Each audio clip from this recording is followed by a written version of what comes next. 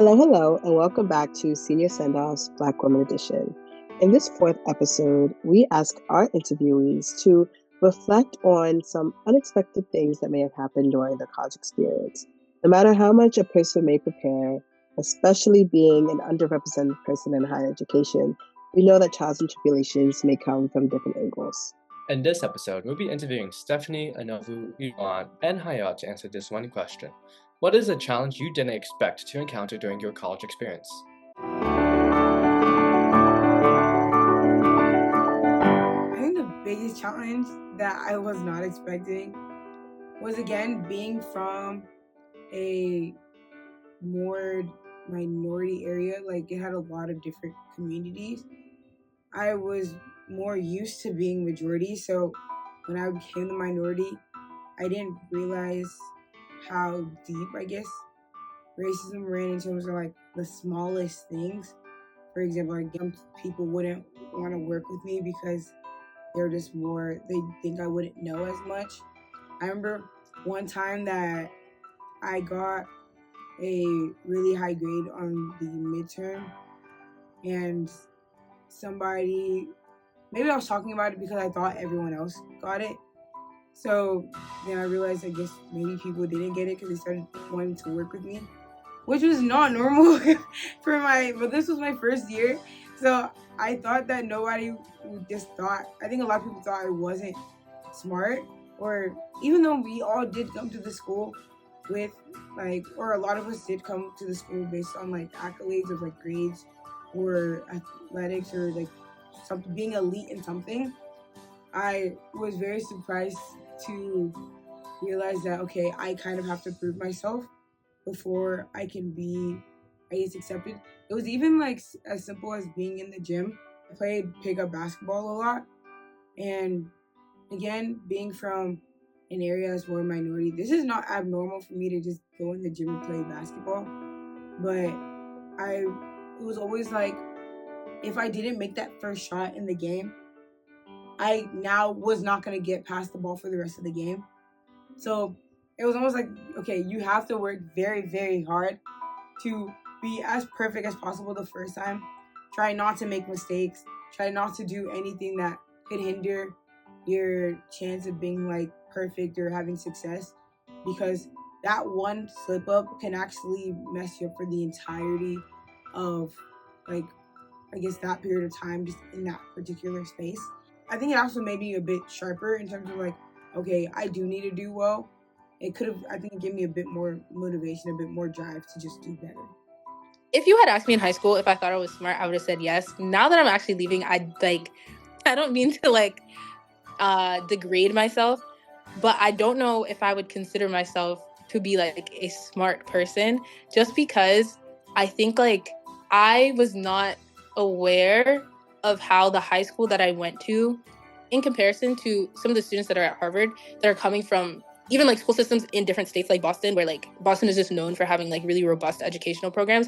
I didn't understand where I truly fell on like the academic pipeline. And what I mean by that is just like, I got to a point where like my first semester, I did really well my first semester, but I was also taking classes with material that I was familiar with and material I had seen before. The second I started taking classes where I had never seen the material before, I realized that like, oh, like I can't just study this and like do well on the test. Like, what is going on here? Like, I had to study for math. I had never studied for math a day in my life. Mind you, I want to be an engineer. I've been wanting to be an engineer for like the past 15 years of my life.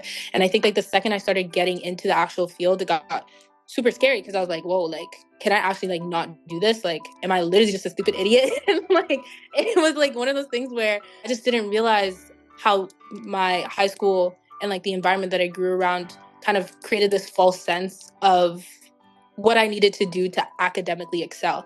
And so I think like a huge aspect of my academic confidence just went down the drain like after sophomore junior year, just hit after hit after hit, like in all these classes that it's not even like I have the option to not take the class, because not taking the class means I'm not getting the degree, and then that means I'm like not going to be an engineer. And so I think I was dealing with a lot of crises because I was like, I don't know what else to do. I don't think I'm good at anything else. Like, I've always wanted to be a doctor, but like maybe it's not meant for me. Like, I'm not doing well in these classes.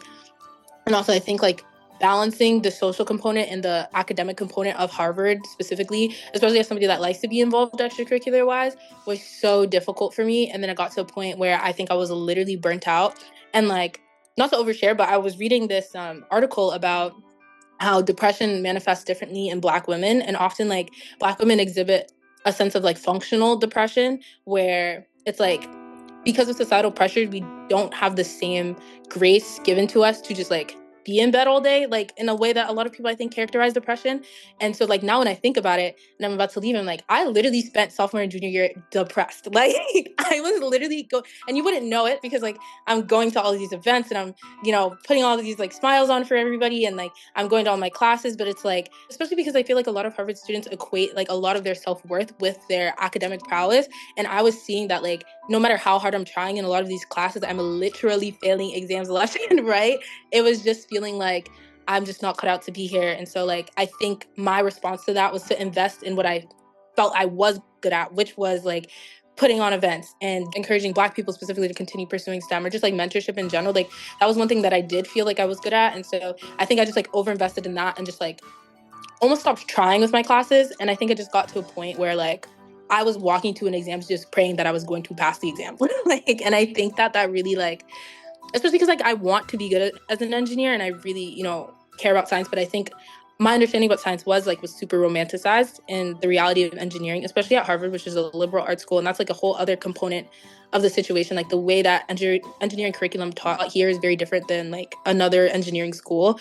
And so I think like the theoretical based nature of like a lot of my classes in comparison to, I've cross-registered at MIT, and like the hands-on nature of that curriculum, especially with someone like me that's like needs to like kind of learn in a tactile way. I think I'm just now seeing like maybe just it was just like the learning style or the teaching style of the classroom that just really wasn't ideal for me as like a learner. But yeah, my academic confidence has been shot down at this school, and that was a huge challenge because I think that like coming into Harvard, that was the one thing that I felt like nobody could tell me. Like I felt like I was a very smart woman, and I felt like I would study for my exams and I would do really well on them. And so for that to kind of like be the opposite, starting sophomore, junior, even senior year, I'm struggling a little bit still. Like I think that was like a huge challenge and like a huge reckoning with like who am I as a person, like what is my contribution to society, and also like what does it mean to take care of yourself when you're having such negative thoughts about like who you are as a person, and like what does it mean to take care of your mental health, all conversations that I didn't really ever have growing up. So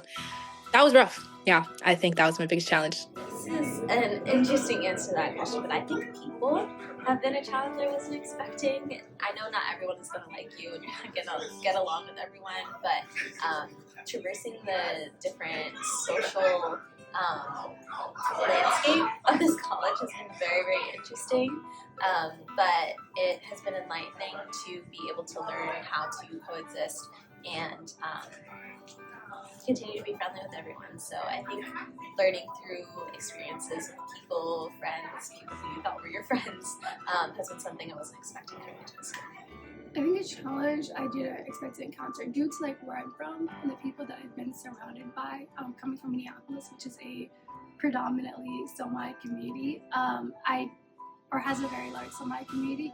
I didn't expect like my identity to be so unique, that like being a visibly Muslim woman would impact like how I interact with others, or like how like being like Black and Muslim would be perceived by others, because like for my whole life it's been something that I haven't given much thought to.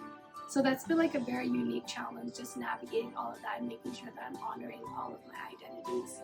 I think inside the classroom, something that I didn't expect was how challenging the material is going to be.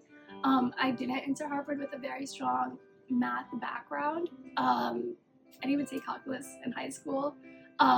So entering here and choosing to be an applied math major was like a very unique challenge that I didn't expect.